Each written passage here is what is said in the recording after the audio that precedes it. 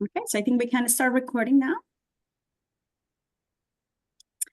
Hello, everybody. Welcome, welcome, welcome. Happy Friday to all. My name is Catalina Gonzalez. I'm here with my colleague Kathleen from World Education. And today we have a very exciting presentation from the state of Connecticut. This presentation is part of the work that we do at the NELRC, the New England Literacy Resource Center. And this center was established in 1994 through an interstate agreement signed by the governors of the 6 New England states. The mission of the NELRC is to strengthen adult education services in the region through sharing and collaboration among professional development providers, practitioners, and policymakers. You can find more information about the NELRC at nelrc.org. Connecticut is part of this network, and this session is part of what we are calling innovations from the New England states. So we have the great pleasure to have Jose presenting for us today on the work that is happening in Connecticut. Jose, before I try to butcher your bio, I'm just going to pass it to you for a quick intro, and then please take it away after that. And welcome, everybody. Thank you so much. I'm going to share screen first because then I'll forget to share and I'll keep talking with no reference.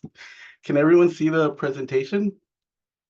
Oops, it should say digital adult training. Okay, perfect. Looks great. So in order to keep it going, right, sharing in the chat your name and something you're doing with the weekend, so I could join the group too. My name is Jose Adorno. I'm the digital ATDN coordinator in Connecticut. I work at Digital ATDN, and my colleague here, Amy Ferrari, she's coordinator of ATDN as well. We work together in this piece. Big difference. Digital ATDN is just digital literacy, anything involving digital literacy, implementing the classroom and all that. And then you have ATDN, which works on the academics and many other areas, supporting teachers and agencies.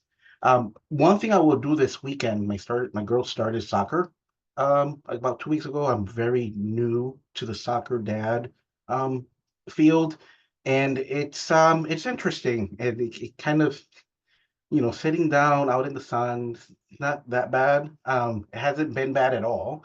It forced me to get away from the workspace a little bit and just listen to podcasts, which we'll be also talking about today.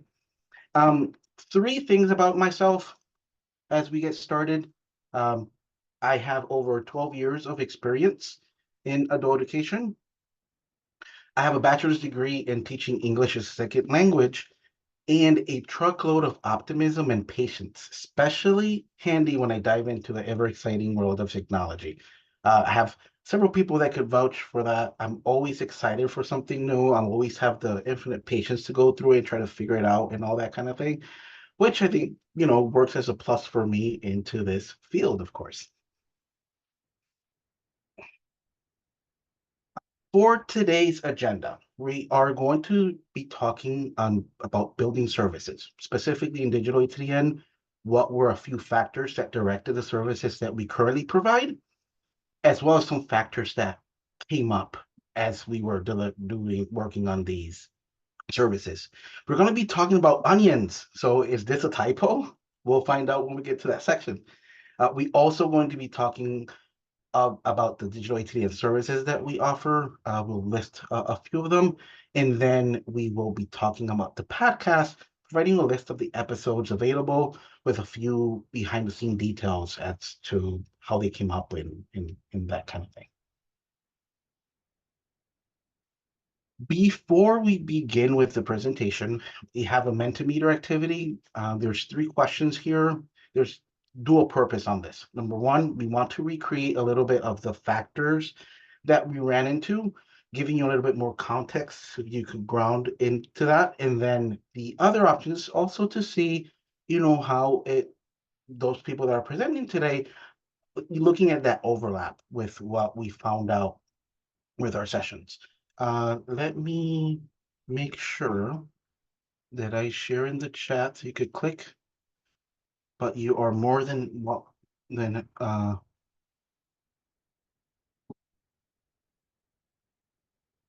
you're more than happy to click on the link as well. That should take you to that session, to the Mentimeter. And the first question is, please choose your top 3 preferred formats for professional development opportunities. We have 3 on PD purposely, right? You have the in-person PD, you have the remote PD, and you have the recorded PD. So couldn't attend, but you're accessing the recording after. Ooh, look at that. We have self-paced courses as well.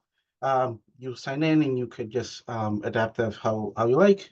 You take it at your own pace. I mean, you have your podcasts, you have your newsletters with that curation of information there, of different places to get some professional development. You have your articles and blogs, and then you have your journals, magazines, and books, and you have others as well. I'll give it like about 5 more seconds and we'll move to the next one. Thank you, Kathleen, for resharing the Menti. Awesome.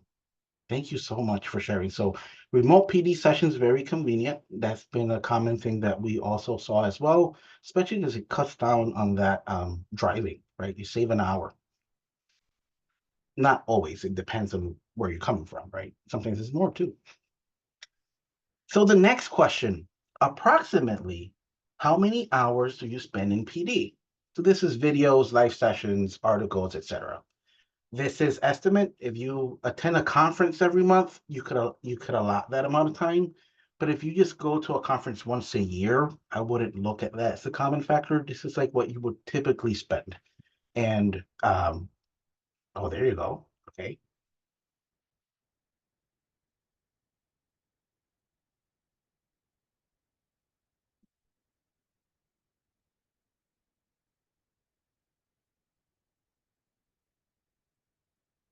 And as we go through these questions, I want you to reflect on your perspective as you look at what we're going to be talking about with digital ATDN, and then when we get into the podcast, and just kind of think about how how these different services kind of supplement each other as well. Give it like about 5 more seconds.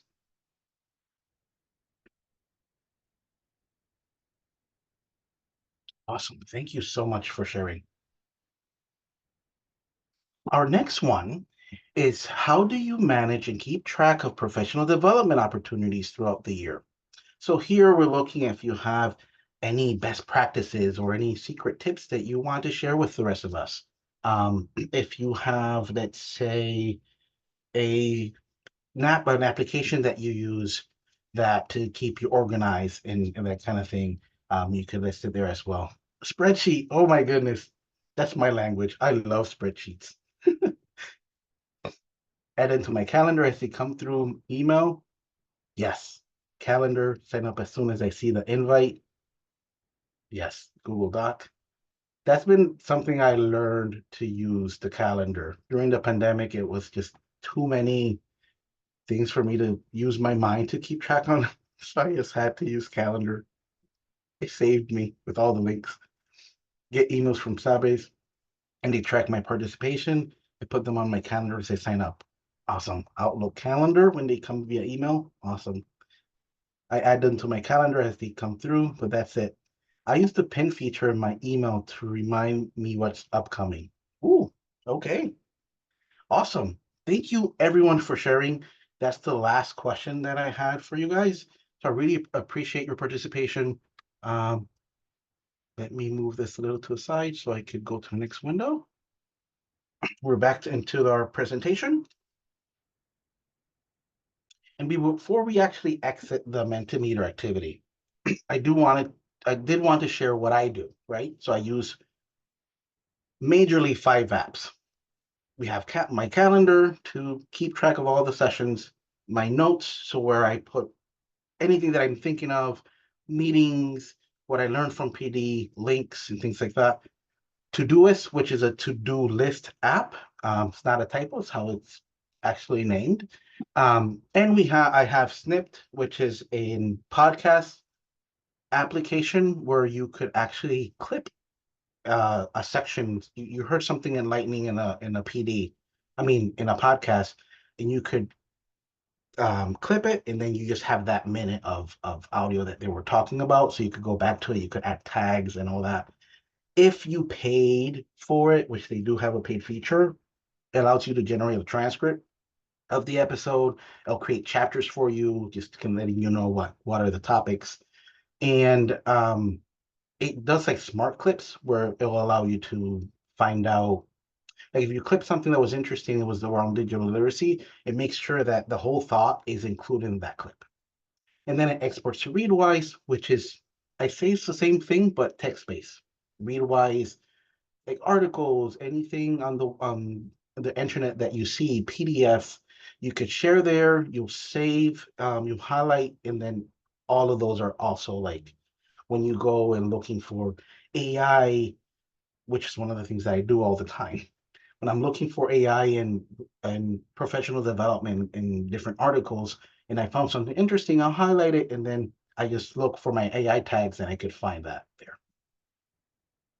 If you're interested in finding out more, just feel free to email me. I am more than happy to talk about it. As you could tell, I love talking about technology in general.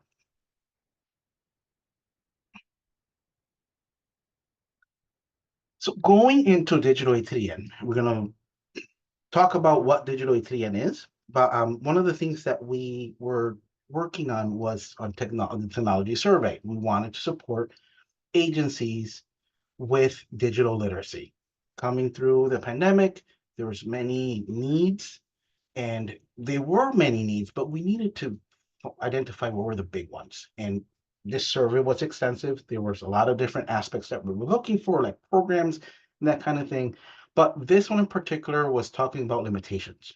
And the question goes, what limitations does your program have when implementing technology in the classroom?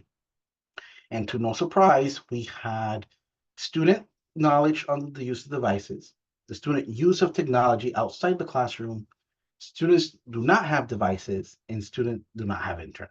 So all this would encompass on what the students' needs and the barriers, limitations were. From there, we had then the teachers. In the teachers, we had a teacher training on how to implement the online resources to the lessons, and we had the teacher training on how to use the online resources. After that, there were specific other scenarios that was very insightful for it. And then we had technology schedules, which was an agency specific. What we found is that the teacher staff training was a factor that limited the implementation of digital literacy components, specifically in the form of the cost, the time, and the planning. Planning affecting greatly the cost and the time, and then vice versa. In order for us to address and support student needs, we had to have time, and there has to be money to compensate teachers and staff and all that in order to support. So with that challenge and additional factors, of course, I decided to explain this through an analogy, which is coming up now. So our analogy is what we think we have. So we're in a supermarket, right? Place yourself in the supermarket. You're walking in, your supermarket is your internet, right? Anything that you have access to, or your resources in general, right? It could be your agency resources as well. You have your aisles, which is the all the different areas and support needs that you have. So you have your digital literacy, you have your academic, you have your frameworks, you have your standards, and the aisle just goes long. This is beyond a supermarket as for big, right? You have your shopping cart, an empty shopping cart, because this is where you're going to put everything that you need in order to be prepared to address your students, to help your agency, to help reach all these gaps. And in all of these here are the different types of within, these are shampoos, or I'm saying that these are shampoos and these are your hair dyes. There's so many to choose from, right? So many different digital literacy components that you could use, so many different academics and frameworks and ways that you could go through and select. But there's one problem. We think we have a cart, In reality, what you have is a basket. And this basket already has many things that you need to do, right? There's responsibilities, there's your planning that you spend, your intentional planning for your students, the different differentiation techniques that you're using, and you still have all these things to choose from that can still support you. So what we found with not just digital ATDN, but in general, is that we're all competing for some time and there's a lot of pieces involved. It's not that what you do is not important. It's just there's not enough time to address all of them, and we are forced to tackle your immediate needs. Taking this analogy a little bit and just focusing it to what we offer, we have professional development options. So here I have a question. Just when you receive the slides, you could look into it a little later. What criteria do you use to select PD training opportunities? Here we have three different buckets. You have, or maybe aisles, right? You have your nonprofit organizations that offer very excellent and insightful presentations. Here I put in COABE, New England Literacy Resource Center, links, and EdTech Center at World Education. There's a ton more, and I would list them all, but then we're going to go into the supermarket with like all the different options, right? In the middle, we have digital ATDN and ATDN, right? These are like your local, your state ones. We include North Star here because we have a state license for North Star. So at an agency level, any programs that your agency or your state has purchased then involves into some PD time and all that. So that's going to take some space as well. And then on your right is that I would say that we take a break, but a lot of the times we find something that suits our eye, and we get sucked in and go into LinkedIn. I do that all the time, and I have like all these different pieces and articles that I want to read. I'll go into YouTube and I find stuff that I'm interested in. There's different podcasts that I follow and I tune in from time to time. And at the end of the day, all of this needs to fit into this tiny cart that you have, right? And with that, right, and continuing this analogy, I wanted to bring our friend Shrek to the field to talk about ogres have layers. Like, ta-da! This is the onions. This is the onions that we were talking about, right? So onions have layers. So Shrek goes, onions have layers, ogres have layers, digital ATN has layers. You get it? We all have layers. We all know that he didn't say digital ATDN, but same concept. We have layers, and going into the digital ATDN, we have different services to support our agencies. And with this analogy, I want you to look at the digital ATDN onion, which is right here on the left side. We have professional development, on-demand videos app, newsletters, and tech implementation and support sessions. I promise that we're going to go back to this at some point. I have a slide for each one. We'll go and look into that, and then we'll continue talking into what we came here for. Our first layer is a professional development. This is I tend to call it the classic approach. This is what we've done for years. You come in, you attend a professional development session, you get what you need, and you go into your agency, you bring it, share it, and implement it, work around it, adapt it. So here we have tech implementation, differentiation, and digital literacy. Again, digital ATDN, focusing on digital literacy. We have different areas within that we support agencies across different academic areas and different differentiation techniques. We have DART, which currently is in pilot this year. This will be a bigger component for next year as it goes out of the pilot phase. We have North Star, and we have Google Applied Digital Skills as kind of like those main platforms that we share, not necessarily the only ones, of course. We also cover open educational resources like reading skills for today. There's a digital skill library that was from World Ed, and that has tons of resources there as well. Um, there's the Knowledge Bite series, which we did this year, focusing on the conversation with AI. Brianna, which is in the call as well, she has been my buddy in AI. So for us to navigate through these tools. And we also talk about the digital literacy frameworks. So we use the Seattle Digital Equity Initiative, digital skill framework, the North Star standards, and then the ISTE standards as well. In case there's any questions as I go through, please feel free, put it in the chat. I could answer as they go as well. So just feel free to reach out. Our second layer of the onion is the on-demand videos app. This was a project that at the time there was not many short videos out there, and it was very difficult to navigate, especially if you had a specific question on how to do something with technology. You had to really navigate through to find it. And what we did was we did a collection of different videos. We shared it with we put it together in an app, and agencies had access to watch those videos and then access to the help desk link as well. The good thing about it was that there was a bookmark feature where you could actually save the video for later when you were ready. You would go through the video, and then when you were done, you could just unbookmark it, and then it wasn't there anymore. So it was kind of like it was an asynchronous support. Some programs we have is Google Workplace, Canva, Edpuzzle, and more.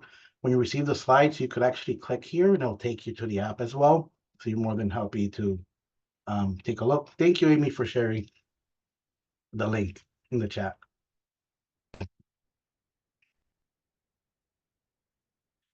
Our third layer was the newsletters. So the newsletters focused on sharing updates on digital ATDN, upcoming webinars, introducing resources, and modeling how to use them through examples and best practices. This we were there was many components, so we were doing this a lot heavily, is to try to create a resource library of sort. And then once we had like most of the topics that we were covering, then we kind of shortened that release of those newsletters and just be more intentional what we were sharing. So now when you go in, you have a list of all the posts, there's across different topics, and then you could go in and listen to them. I mean, read them. It changed later on, which I'll be talking about. Last but not least, we have the tech implementation and support sessions. This Digital ATN provides tailored one-on-one sessions that focus on digital literacy, technology implementation, and support. We use Calendly as the system for agencies and staff. Yes, we could share the link to the newsletters, Megan. Definitely. Yeah. Thank you.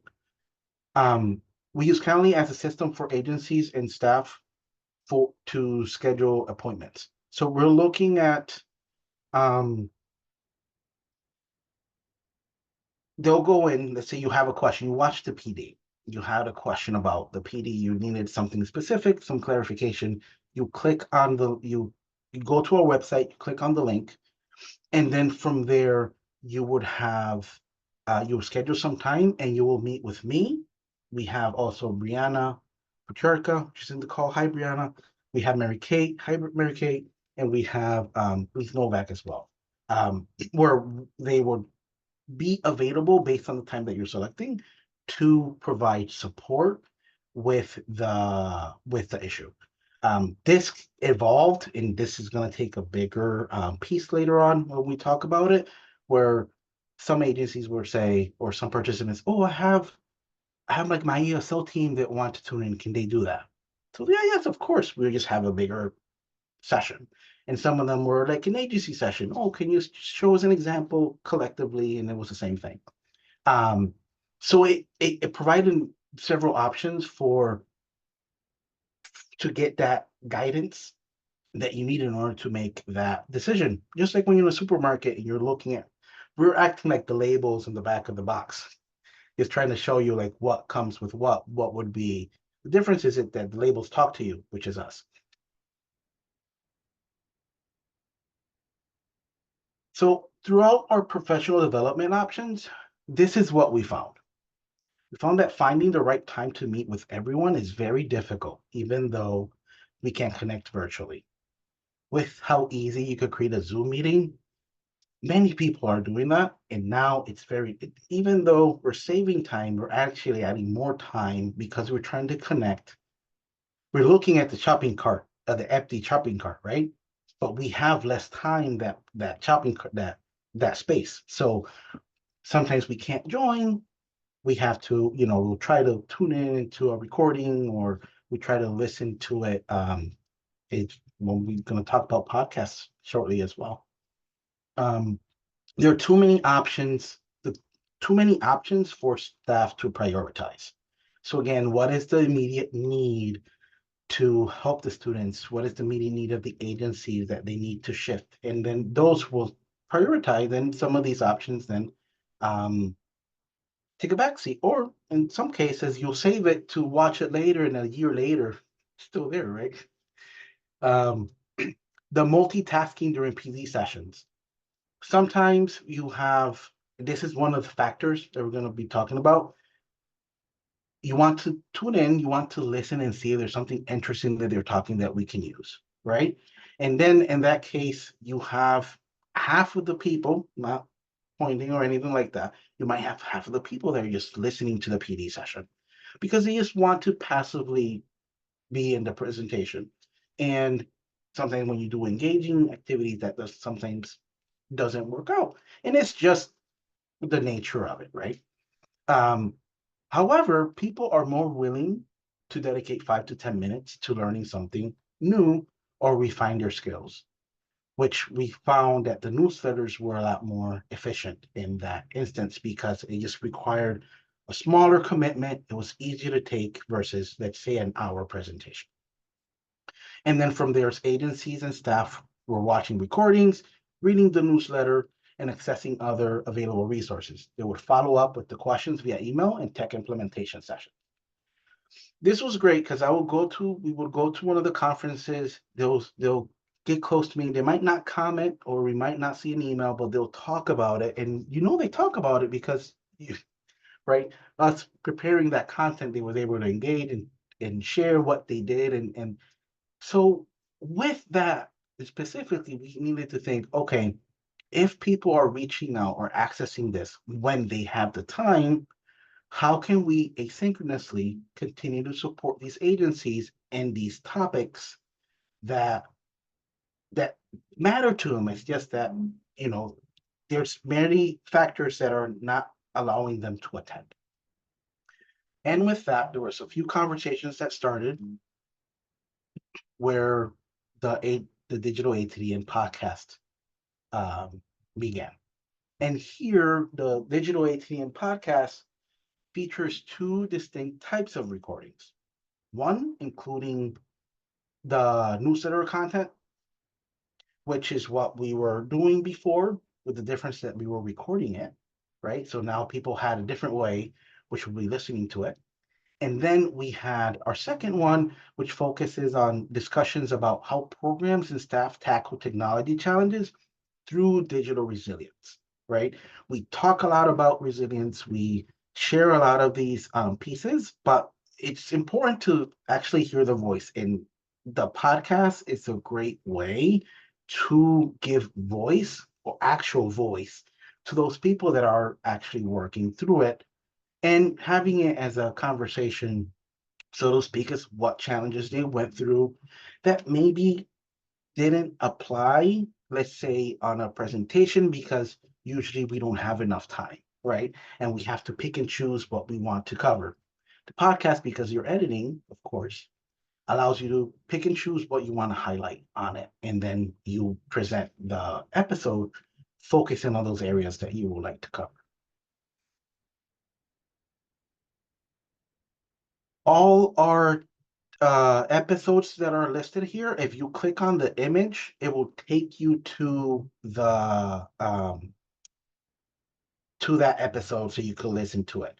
So if there's one that piques your interest, and you get the present, and when you receive the presentation, you just click on it and it'll take you there. Okay. The first one, again, any questions, feel free to jump in. I want to make sure that I have time for questions as well. So I'm trying to speed through a little bit through that initial piece. So the first one that we had was teaching online safety. That was the first episode. Brianna Paterka started that with us. She did a podcast with Elise Novak, and this talked about teaching online safety and cybersecurity to adult learners, emphasizing the need to teach digital citizenship skills and integrating the skills into the curriculum. This was an extension from we had professional development before, and sometimes, again, due to time and restraints, there's some things that we can't really cover at a specific time. The podcast allows us to really touch on a different facet and be able to present some topics at a different format and allow us to then redirect. So if someone is looking for more information on something, oh, we have this presentation, we have this newsletter article, and then there's ways that we can connect the participants through these different layers of digital ATDN.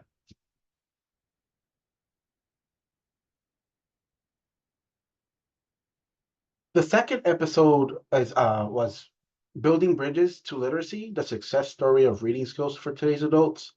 Um, this was uh, I was the one that worked on this podcast, this episode specific. I had reached out originally to Jeff Gumas and Rachel Riggs for this, to reach out for reading skills for today's adults, which is a tool that I use a lot.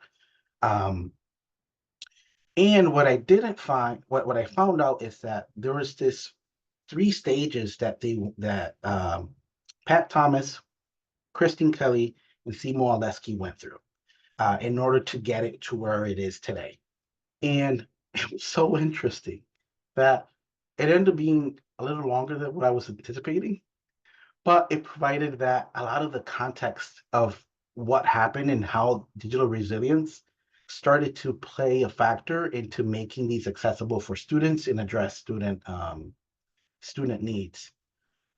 It's also the first time that all three of them were together to talk about the program, which for me was a really it was an honor for me to do that, because I didn't know um, that they never all three were talking together on it, and it's very nice episode. All of them are, um, but me, of course, being I say, well, I need your autograph now.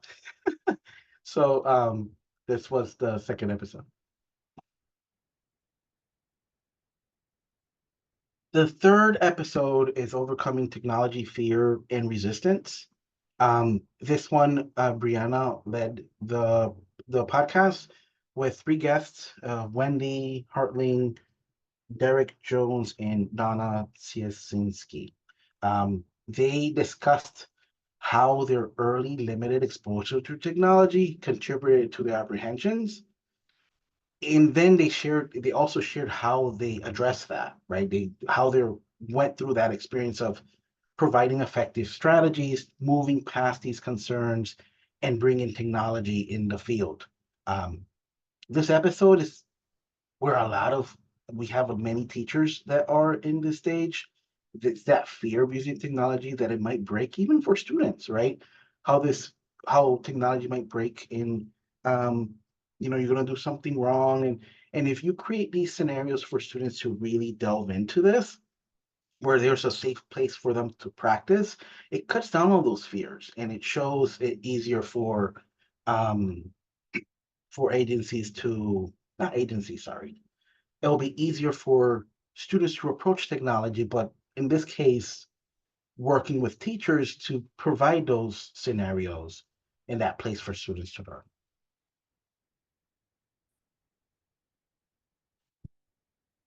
Our next batch of the or episodes, right? Not batch. I'm thinking about cookies now. Um, is the digital literacy, the the newsletter piece. Sorry, the newsletter allowed what we did because people were accessing passively. One of the things that, well, if we're going through the newsletter and we're writing and we're being very intentional on the articles and the topics that we're covering, why don't we record them as well? And then we just share that out. It allows them to tune in and listen to it. And then that way, there's another way for them to access it. If there's any websites and things like that, we could share that. All is included in the newsletter. So when they receive the email on that, they'll be able to see it. They could read it through, or they could just listen through it. And they kind of average like 10 minutes or so. And then this first one, where digital literacy and adult education, where to start, what to use, and when to use it. We started talking about digital literacy. How do you bring that into the classroom? Not as a separate digital literacy course, but as something that you would do, how you would build, not how you would build a routine, or how you would introduce a topic and then how to spice it up and just add technology to it. How you would adapt this reading and include how students will do that today, let's say on their phone or on a computer. Enhancing adult education with digital tools was the second. This was focusing on helping agencies to streamline services and streamlining services, local services, programs to the field. And then there's a couple ways. There's how do you create like your own Glide app, which is what we have on the video on demand. There's a link to that there that you could access like the toolkit through there and that kind of thing as well. And the last one, sadly, is about Jamboard. So moving out of Jamboard, one of the things that we have been talking all year was to looking at suitable options. So Mary Kate Haverly, which is the author of this article and the voice of this podcast, shares some tools that we are currently using that if some we could adapt and use those instead. So instead of coming up with other tools, which we do explore, some tools have way too many things, and then it kind of beats the purpose of the simplicity of what Jamboard is, kind of that easy access to go in and use it.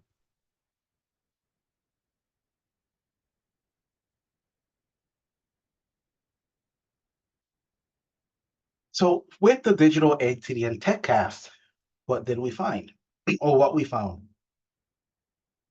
Podcasts are shorter than PD sessions, but involve more intentional planning, recording, and editing. This is something that we didn't plan when we started.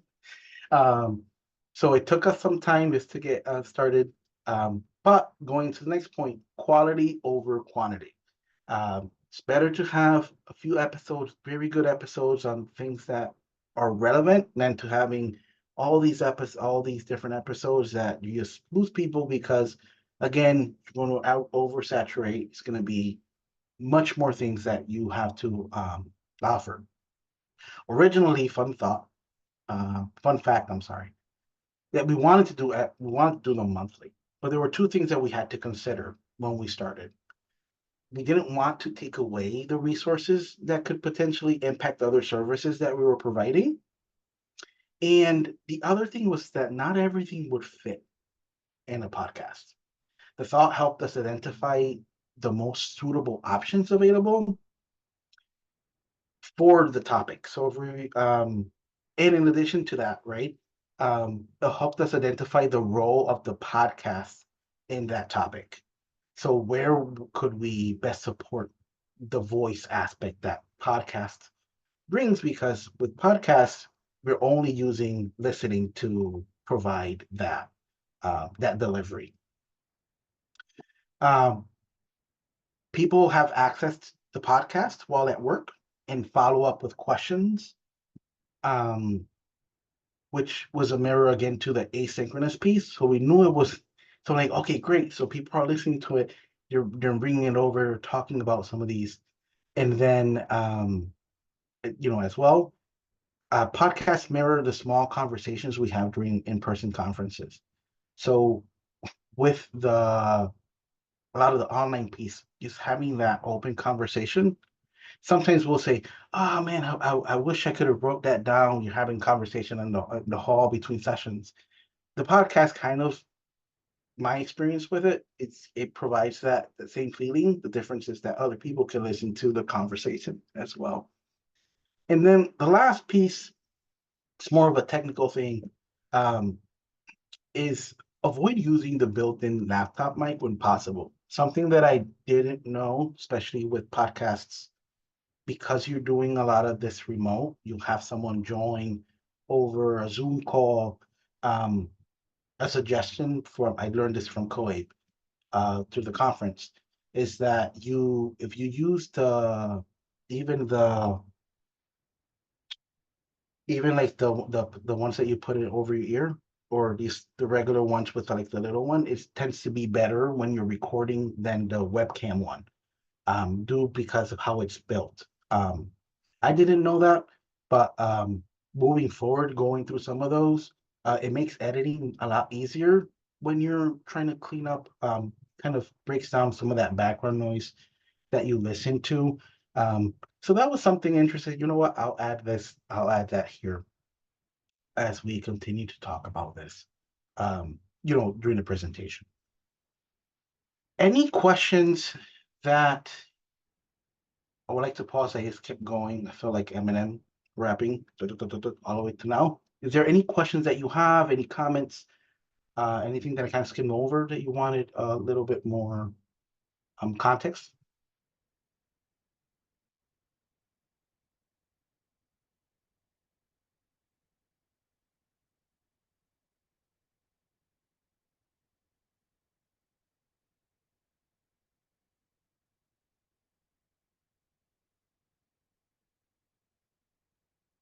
I'll keep going, but if I see any Yeah. in the chat, oh, I have someone a says, question. go ahead. Yeah. So how do you get the word out about this, to the field? So we have a collective newsletter that goes out, and currently we post it out and we share it with Connecticut. Um, there's no restriction as to who listens to it. It's just we use the mailings for when they sign up for it through the newsletter, and then we have one that is specific to the release of the TechCast. We also have on the digital ATDN website links to the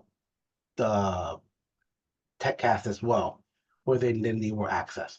So if you say you happen to join right now, we have it in audio.com and in Spotify. If you follow them, then whenever a new one comes out, then you'll be notified. Oh, right. But we would still um, promote it the same way every time. We're going into social media um, a little bit, most likely LinkedIn, which is where I spend most of my time in looking for new things. Um, and that would be another place that we'll use as well. But Great. we'll usually refer it sometimes even through those tech support sessions that we do. If there's something that kind of overlaps with any of your other services, we will recommend as well. Okay. And, I've never kind of worked on a podcast. I don't know what the back end looks like, but are you able to track sort of who's listened and, any kind of participation data? Yes, great question. So Right now, you get counted for people that listen, and it varies by platform, but it could be like if they press play and listen to like a minute, or I don't remember the exact number, but it'll show you how many plays. Um, with the newsletter, then it also helps like how many people are clicking into that link where that platform is. So maybe they clicked on it, but they didn't play it. Or if they subscribe to it, then that we would get those counts on the podcast platform side as well. Um, right now, it's it's still going. We had The only thing is because there's more than one platform, you have to look at them both to get the picture. Ideally, everything falls into one. There's some things that we can do to do that, but that's something that we're looking like for the summer in order to kind of make it more easier for us to see like collectively how one episode did compared to the other, or at both platforms versus have to look at them separate and just make the counts every time you do it. Right, great, thank you. You're welcome. What is interesting is that it's there's more because it's recorded, it's not going live right out. You could have the conversation, of course, and then you decide you could pick what you both agree to it too. Like what do you want to put in? I like to share the preview with the person that I did the podcast with so they could get get their final approval. This is how it's going to sound at the end, and all that. And then from there, then we publish it.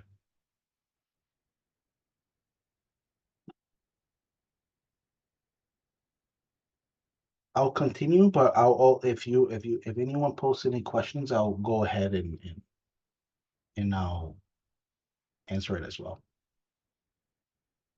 So how has the podcast impacted our services?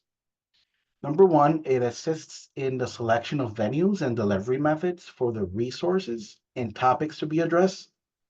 So, like I mentioned in the previous one, not everything would be a podcast. Not everything needs to be a PD.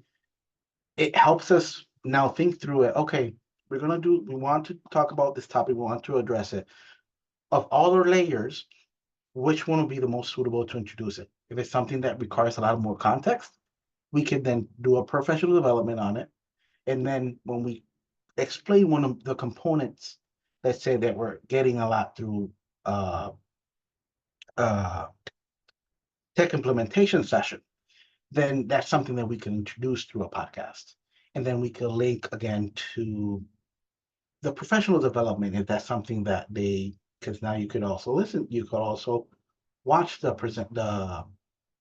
recorded PD session, which also allows us to be intentional when we are presenting. So if we have an audience that, yes, they would attend live our sessions, but there's also audience that might be listening to us. So how can we be cautious in providing some of that context for that listener also?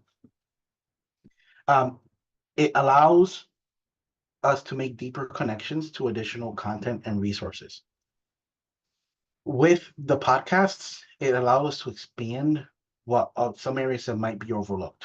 We have an hour to present on a topic, and maybe we would love to spend an extra 15 minutes talking about something that's specific. The podcast or the newsletter, right? Because now they're kind of have those both sides, would allow us to expand a little bit more on those topics and provide that extra layer to make a deeper connection or just to connect people to that original professional development.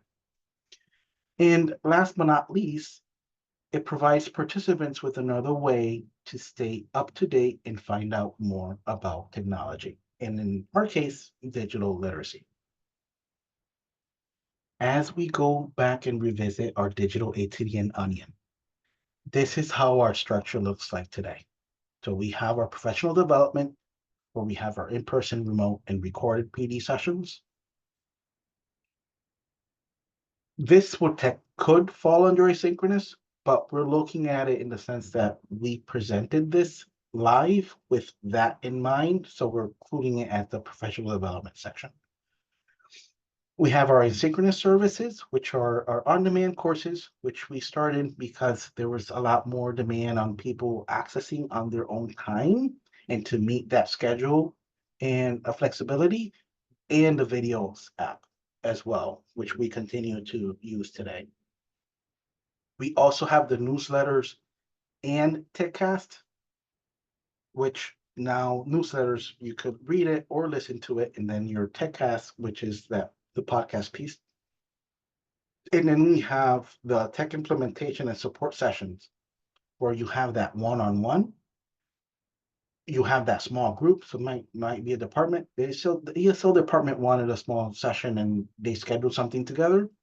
Or we have like that agency session where they wanted to pull all their teachers to look into this piece and we have 20, 30 minutes to go over that. And then the best of it is that it's free, right? It doesn't cost any money. It's just, it costs, there's time that you need to spend for it. And last but not least, most importantly, we must ensure that we are prepared to engage when agencies, educators, and staff are ready to address topics, projects, or any other components that arise. Our goal with all of this is to just be ready when they're ready to work on it. Something that I like to say a lot. We continue to develop and fine tune and everything, but it's really when they're ready to tackle it is that we need to be ready to help. Thank you very much. If there's any other questions, I'm more than happy to answer, but I really appreciate Kathleen and Catalina for having me and the team. There's some of the team there, shout out to the team. I really appreciate the opportunity to share. Thank you. Thank you so much, Jose. There's so much great information here for all of us to think about. So thank you for that. If I'm going to leave the mic open in case somebody wants to ask something or comment on what we just heard.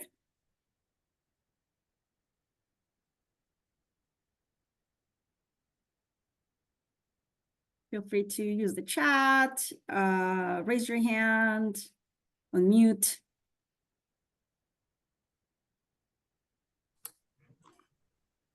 Jose, thank you for that. It was so informative on my end here.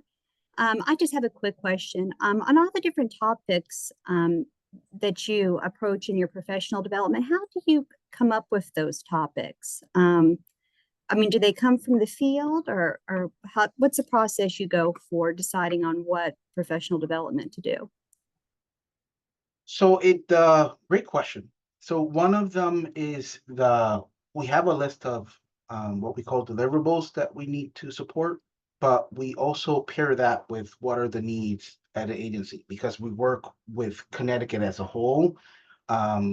We plan ahead based on what's needed. We'll do a survey, get a collection of what are some of the topics, some of the interests, some of the concerns that in this case involves just digital literacy, and then provide, or even the struggles and limitations that we see throughout the year.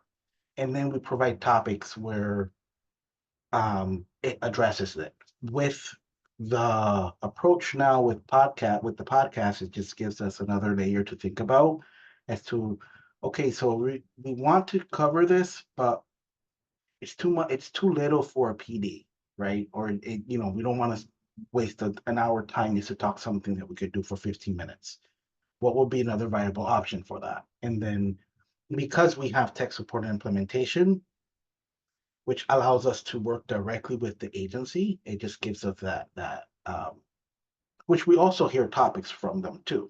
So sometimes they'll, based on what they're requesting, if it's a common thing that they're reaching out, then that could be a potential podcast or a potential newsletter or a potential PD because it's something that many are struggling with or would like to know more of. And that's how, it's kind of different pieces that we look at.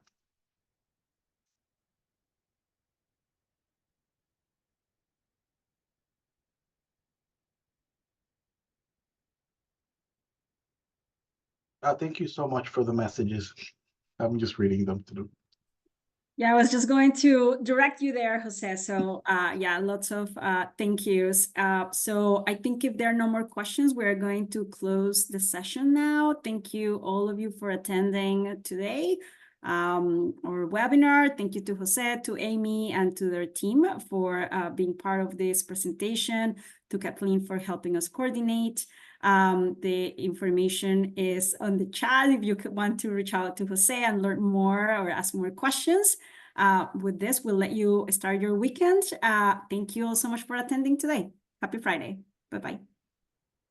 Thank you so much, everyone. Have a good